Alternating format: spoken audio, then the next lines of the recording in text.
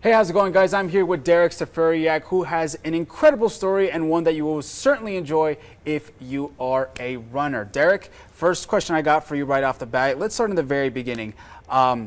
Recently was diagnosed with MS. The doctor said you're going to lose your ability to run, and yet here you are. Here you are running a marathon after marathon, continent after continent. I want to start there in the very beginning. What kind of kept that fire to not only start running, but keep running after the diagnosis? All right. Well, it was 2011. I was diagnosed with multiple sclerosis after I had a strange episode at work of this half-body paralysis. Really scary stuff. Started meeting with doctors, neurologists, and all this. Finally, it comes out that I have MS. At the time, I didn't exercise. I was eating a lot of fast food, drinking too much soda, smoking cigarettes, and not really thinking too much of my health.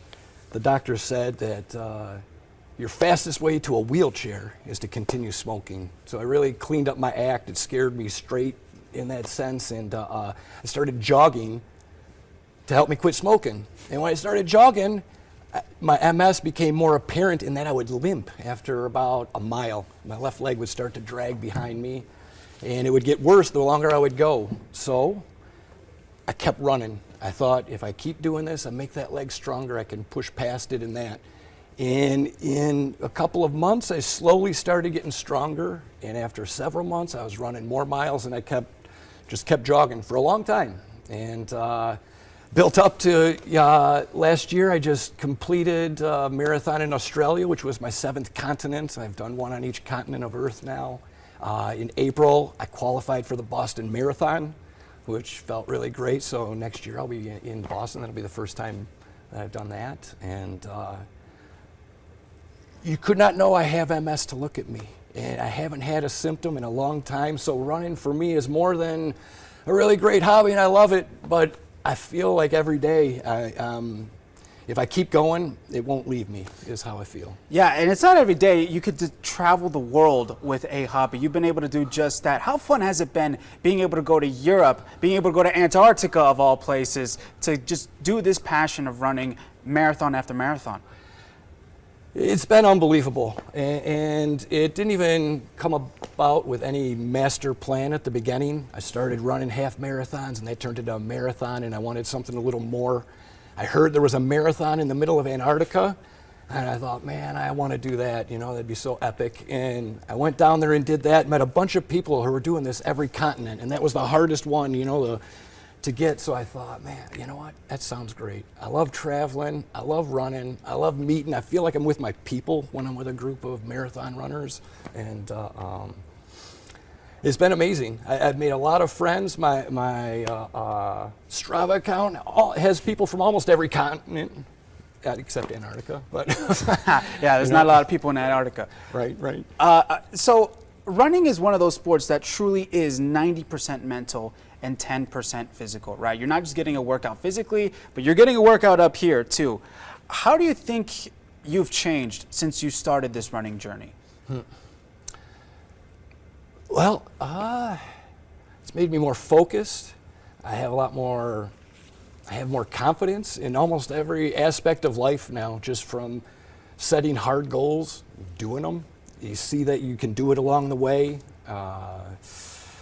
One of the great lessons, or one of the things about running being mental, is when I'm out there, I know that I've done this before now. So I know that this body can do this again. But in your head, different pains come up, when you're running, you might get tighter than you thought you were.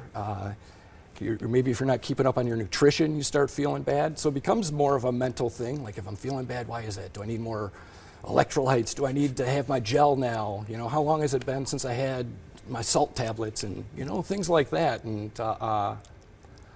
yeah. You know, before the interview, we were talking about the feeling of crossing that finish line for a half marathon. Talk to me about the feeling after crossing that finish line on a full marathon.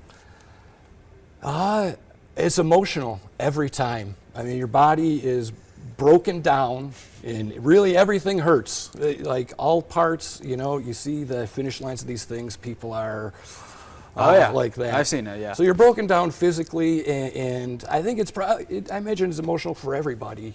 When I cross it too, I think of where I was, you know, and it brings it's a long way, and it feels really, really good. Right. You know, you've done so many marathons in so many amazing places.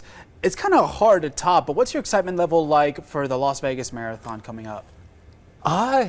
You know what? After all this running, a friend of mine suggested I start running with groups last year, and I did. And you know what?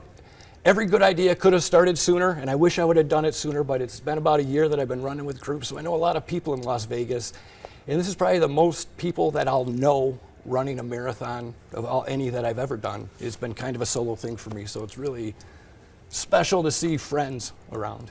Yeah, what's the message you want to send, not just with people with a disability, but people without a disability who is like, oh, I don't think I could ever run a half marathon, let alone a full marathon. What's the message you want to send to be able to inspire people in that way? It doesn't happen overnight, and you don't even have to set out a goal of running a marathon. When I started, I just wanted to run a little bit further, and it was years, and I probably ran 20 half marathons before my first full marathon. So I would say, hey, do what you can today. Get a little bit better today, and do it again tomorrow, and keep at it, and it'll come. It'll come. You'll get to a point where you get to the end of that half marathon, and instead of feeling like there's no way I could do that again, you start thinking, yeah, you know, maybe. And you can keep building. There's guys out there running 200 miles in a run now, so there's no limit.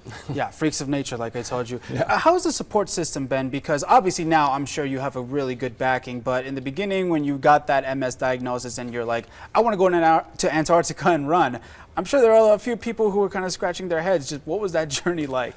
My mom was afraid that my lungs were going to freeze and I was going to die. And a lot of people were, I mean, just like you, like they have marathons in Antarctica, or like I was before I knew, you know. But when I went to Antarctica, that was 2021, so I'd already been running a lot of half marathons, and I've already made a lot of great progress against my MS at that time. So everybody was like super supportive. In fact, a lot of thing I heard often was, "I'm glad you're doing this, so I don't have to." Right. This is going to be a hard question for you. What's been your favorite marathon or half marathon that you've ran? It's tough, but I last summer I went to Mount Everest. Wow. And that was my Asia marathon, was the Mount Everest marathon.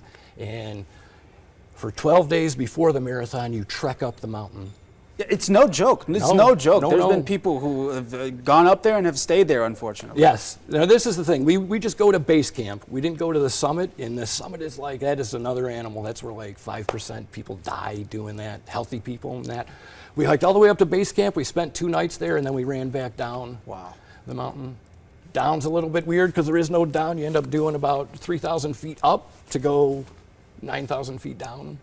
So that's got to be a once-in-a-lifetime experience. Oh, for sure. And then just to have that shared experience with like a group of people. There was a really tight-knit group. I still keep in touch with them. In fact, I visited 3 of them in the past year since that race. So that was really special. Yeah, just 2 more questions for you, and just a good segue to that. What's it been like also just making lifelong friends through this running journey of yours?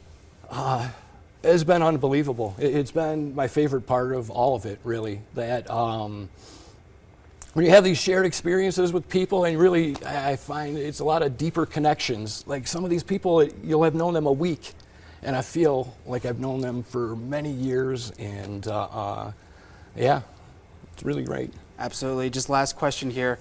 What are your long-term goals now? Because it feels like you've had a check mark after check marked after check marked with your running journey. What's your long-term goals now? It's always trying to come up with a new challenge that feels bigger than the previous one, you know? So I don't know. I know I'm going to keep running. I'm going to keep at this as long as I can. I want to do the major marathons. Next summer, I'm going to be part of a team of runners called MS Run the US, and we run across the United States Each person takes 150 or 160 mile segment to run in 1 week, so it'll be 6 marathons in 6 consecutive days for me. And that's my big goal for next year. Other things out in the future, triathlon. We talked earlier in the green room, we talked about the Marathon des Sables across the Sahara Desert in Africa. I just love doing these kind of big challenges yeah, I to see if I can do it, then see if I can do something on top of that. Well, Derek, you proved to yourself so many times that you can do it, and you've done so many once-in-a-lifetime experiences. I'm sure there's going to be many more coming in the near future for you. Derek, appreciate the time. Thanks, Johnny. Appreciate it. We'll send it back to you guys.